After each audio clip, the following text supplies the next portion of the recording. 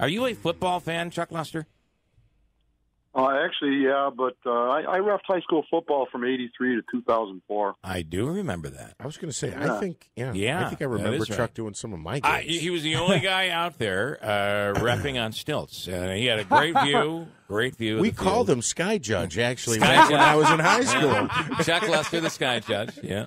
It took a while those flags to I fall. had a good run. I served as board president, vice president, executive at large, and What do you what do you think on before we get to water, which is obviously the most important issue? But we're talking about this potential for a Sky Judge being added to the NFL. Even what do you think? as long as we're going to be able to take a nap while they're trying to figure out what's going on. I mean, this is ridiculous. Yeah. You know what I mean? You could look at any given play, and if you're a fan of the team that's offended, that the offense was committed against, right, you're going to be in favor of the call. If you're for the team that committed the offense, you're going to think it was kind of ticky-tack. So yeah. I think trying to take the human element out of the game. Yeah. The greatest high school football coach that I ever had the honor of officiating his games, Jerry Walzak. Yeah. He said to me, one of the Chuck, winningest there's a lot of Section plays 3 that go on around every game, every call. Yeah. So he said, in his opinion, one call isn't going to make the game. Right. So, right. I really respected that. I was doing play-by-play on radio at that time, all through the 80s. I remember doing a game up in Dolgeville. Who knows? You might have been reffing it, Chuck, but it was Dolgeville, Westmoreland, and I've told this story before, but it's the funniest thing I've ever seen in my life. So I'm wrapping up my broadcast. I'm up in the booth with the public address announcer, and Dolgeville, which didn't lose a lot, they lost to Westmoreland. And the PA announcer, we're in Dolgeville, the PA announcer, as they're walking off the field, he's like, "You better get out of here because you're going to have a hard time getting home." Yeah. It was like, and they're all like running to him to stop him from, because I don't know if you remember that, but that was, you probably weren't up there for that one. But no, well, I did crazy. turn him off at one game. Okay. All right. What did he say? I told him he can say down and distance and who ran the ball and made the tackle, and that's it. Anything Wow. else? Yeah, because he was given no color commentary from the announcer. He was given commentary on officials' calls. So, Chuck, you know exactly what I'm talking about. That was in the 80s. Crazy times. Boy, those were awesome days. I made $15 a game. It was great money. Happy. That was enough to pay. I made a little bit more than that doing varsity games, but I'm sure you did. So if you're roughing any high school sport for the money, then you should go get a part-time job. Yeah, you're right. Yep. All right. So, and believe me, if you're on a village board for the money, then you are doing the wrong thing. Yeah. Especially in your situation. And if you move to water for the Ilion, if you move to Ilion for the water, you're doing the wrong thing. And Chuck, let me tell you, I mean, the one beautiful attraction for the village of Ilion has always been the water and the municipal electric was always a big, especially the municipal electric. Well, you mentioned me introduce myself to Anthony. I met Anthony years ago when I was on the Municipal Utilities Board, and we secured low-cost Ilion municipal power for Remington Arms. Mm-hmm. And Anthony came down when we had the announcement on that, and I introduced myself back then. Him and I are two different political parties, but that's got nothing to do with the situation that we're in. Yeah. Him and I may agree on some things, we may disagree on other things, but I'm excited that he sounds like he's excited to be where he is. Yeah, I think so. I really think that we're going to see some good things come out of him. I might not always agree with him, and he might not always agree with me, but that's fine. Yeah. Because we're two adults, and we can hopefully we can work together to solve what other problems I might be involved in Ilion and or Central New York. All right. Well, and by the way, up to this point, there really hasn't been a decision that he's had to make that you would disagree with. He looks kind of like certainly a moderate, maybe even a Republican. Look at what he did yesterday at the way he talked about the president's speech the other night, and that he sat with the Republican. And, and bipartisan, he mentions that all the time. Yeah. I don't particularly like that term, and this partisanship and bipartisan, all that nonsense. That's just words.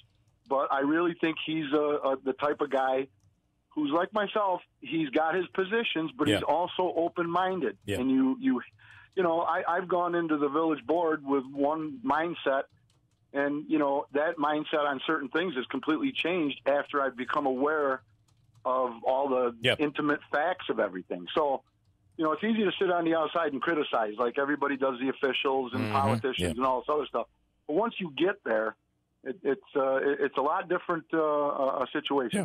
All right. Well, let's talk about the different situation today. The boil water order has been lifted, although there was a main break yesterday, right?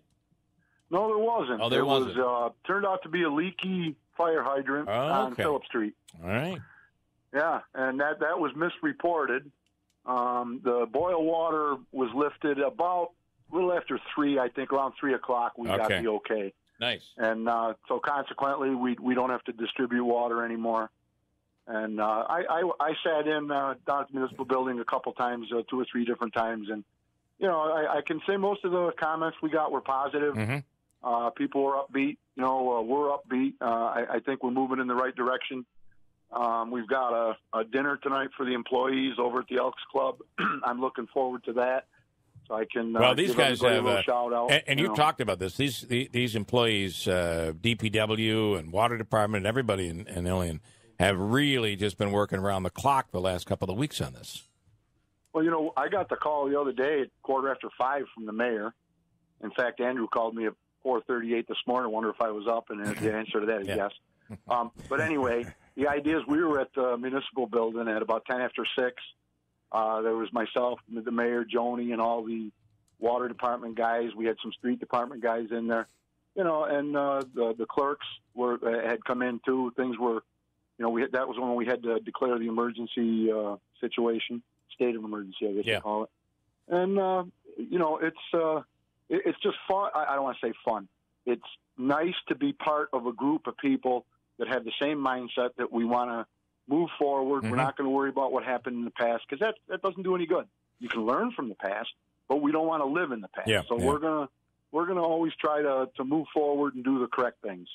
All right. So now it looks like it's going to get colder this weekend, but we're not into that sub-zero temperature range. So it does look like you're hopefully going to have a little bit of time to kind of cross your fingers, hope for no more water main breaks, and now begin to talk about how this gets corrected once and for all. I know that's not an easy process. Well, no, we've got engineering plans in place for infrastructure, which is the distribution system.